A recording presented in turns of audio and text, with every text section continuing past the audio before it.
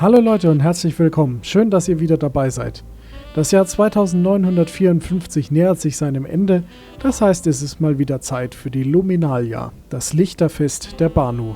Wir wollen die stillen Tage um das Lichterfest etwas nutzen, um das Jahr Revue passieren zu lassen und zu schauen, was sich im Star Citizen Universe dieses Jahr so getan hat. Und während wir das tun, werden wir im Hintergrund mal eine der neuen Missionen durchspielen. Und zwar findet ihr in eurem Mobiglas in den Contracts unter Verified, Unverified Lieferungen für Luminalia-Geschenke. Und da werden wir mal eine durchprobieren.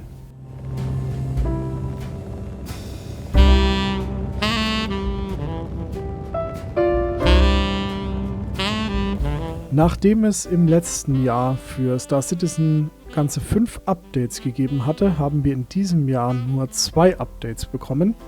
Und ein weiteres ist noch angekündigt für den Dezember, aber bis jetzt noch nicht erschienen. Im Mai gab es die Version 3.23 mit einem neuen Character Creator für die Erstellung des Spielcharakters, mit Logistikzentren und dazu passenden Liefermissionen. Die erste tatsächlich im Spiel verfügbare Fauna, das heißt Tiere wie der Kopion und der Marok, der Helmvisor, das Mobiglas und die Interaktionen wurden komplett überarbeitet. Es kam eine neue Sternenkarte dazu mit den lokalen Ortskarten, ein neues EVA-System für die Bewegung im Weltraum. Das Flugverhalten der Schiffe wurde grundlegend geändert durch die Einführung von Master Modes, zwischen denen man umherschaltet, also den SCM Master Mode und den Navigationsmodus. Es wurden auch die ersten modularen Schiffe hinzugefügt, die man durch Module also anpassen kann. Es wurde Wassersimulation hinzugefügt. Das Rendering wurde überarbeitet.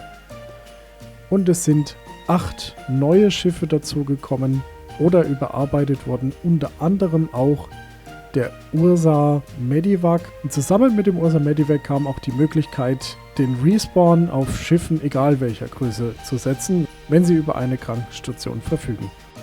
Auf der technischen Seite kam mit diesem Update der Replication Layer, der es ermöglicht, eine 30K Recovery, also eine Server Recovery umzusetzen, bei denen ein kompletter Server, so er denn abstürzt, alle Daten auf einen neuen Server migrieren kann und die Leute einfach nahtlos weiterspielen können.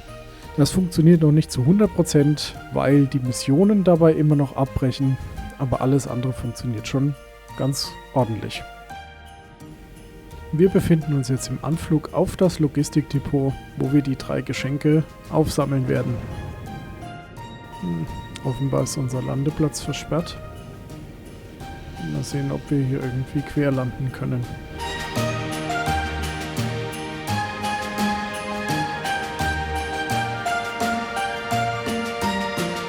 Hier haben wir ein Geschenk für Yashahiro. Grün mit rotem Schleifchen. Das muss zur Shipping Area. Das blaue ist für Meiko. Und das gelbe für Dominique. Mit den 3 Paketen an Bord begeben wir uns jetzt zum ersten Ziel. Im August dann kam die Version 3.24. Die brachte neue Frisuren für den Character Creator und auch neue Optionen, um das Gesicht anzupassen. Neue Arten unterirdischer Höhlensysteme, die es zu erforschen gibt. Und ganz wichtig, das physikalisierte Inventar. Das heißt, es gibt keinen magischen Rucksack mehr, in dem man Sachen verschwinden lassen kann. Stattdessen haben wir jetzt Frachtaufzüge, Lagerterminals, wo wir unsere Sachen abholen und passend dazu Frachtmissionen. Dazu kommen persönliche instanzierte Hangars, das heißt, man hat seinen privaten Hangar, in dem man seine Ruhe hat, bis zu dem Moment, wo man abheben möchte. Zusätzlich gibt es 11 neue oder überarbeitete Schiffe, unter anderem die RSI Polaris, aber auch die MISC Starlancer Max, also 2 große Multicrew-Schiffe und darüber hinaus den Argo Atlas oder die Atlas-Plattform, den ersten Mech-Anzug in Star Citizen. Und dazu noch komplett überarbeitete neue Interfaces für die Cockpits mit den Multifunktionsdisplays, die jetzt wesentlich anders funktionieren, als das bisher der Fall war. Tja, beim Greycat Industrial Logistikzentrum gab es scheinbar einen Luftangriff. Die Generatoren scheinen in Brand zu stehen. Das ganze Gelände ist Flugsverbotszone, das heißt, wir können hier auch nicht mit dem Schiff landen. Da werden wir wahrscheinlich von den Sicherheitskräften von Greycat attackiert. Deswegen werden wir das Landfahrzeug verwenden, um zum Logistikzentrum zu fahren.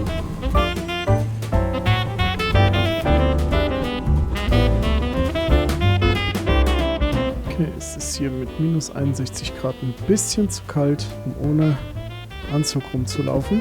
Aber zumindest das erste Geschenk ist ausgeliefert. Schnell wieder rein. So, und nun auf zurück zum Schiff.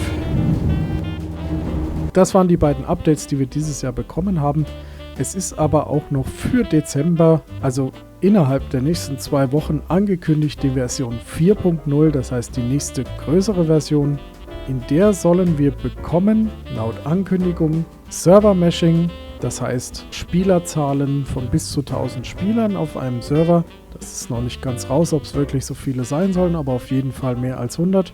Und ein neues Sternensystem neben Stanton, Pyro, mit all seinen Planeten, seinen Außenposten und neuen Stationen.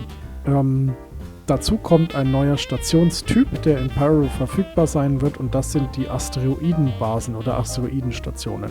Dazu wird ein Sprungtunnel hinzugefügt, der die Jump Points in Pyro und Stanton miteinander verbindet, sodass man zwischen den beiden Systemen hin und her springen kann.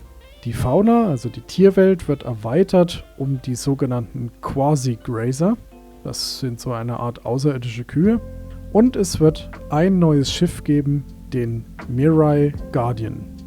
Ich muss wohl nicht dazu sagen, ich bin gespannt, wirklich gespannt, ob und in welcher Form dieses Update in den nächsten 2 Wochen noch erscheinen wird oder vielleicht auch nicht. Und wenn es dann erscheint, ob es in einer spielbaren Verfassung ist. Da kriege ich ganz harte Flashbacks an 3.18, wir erinnern uns, wo das Spiel einen guten Monat einfach überhaupt nicht spielbar war. Und ich hoffe nicht, dass das wieder genauso wird, aber schauen wir mal.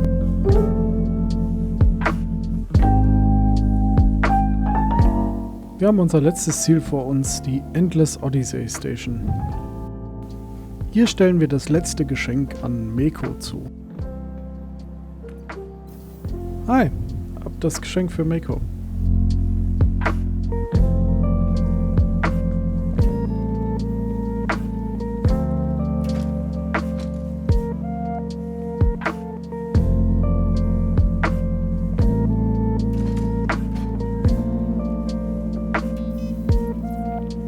Übrigens gibt es während der Luminalia auch wieder auf der Website von Robert Space Industries den Luminalia-Kalender. Ich verlinke ihn euch in der Beschreibung. Und dort könnt ihr noch bis zum 22. Dezember Türchen öffnen mit Überraschungen dahinter, wie zum Beispiel Lackierungen für eure Schiffe. Und natürlich könnt ihr auch alle vorherigen Türen noch öffnen und mit einsammeln. So Leute, so geht das Jahr 2954 zu Ende. Ich wünsche euch noch ein fröhliches Luminalia und einen guten Rutsch ins neue Jahr. Ich hoffe, wir sehen uns dann im nächsten Jahr wieder zu neuen spannenden Abenteuern im Universum von Star Citizen. Bis dahin, einen guten Flug und bis bald.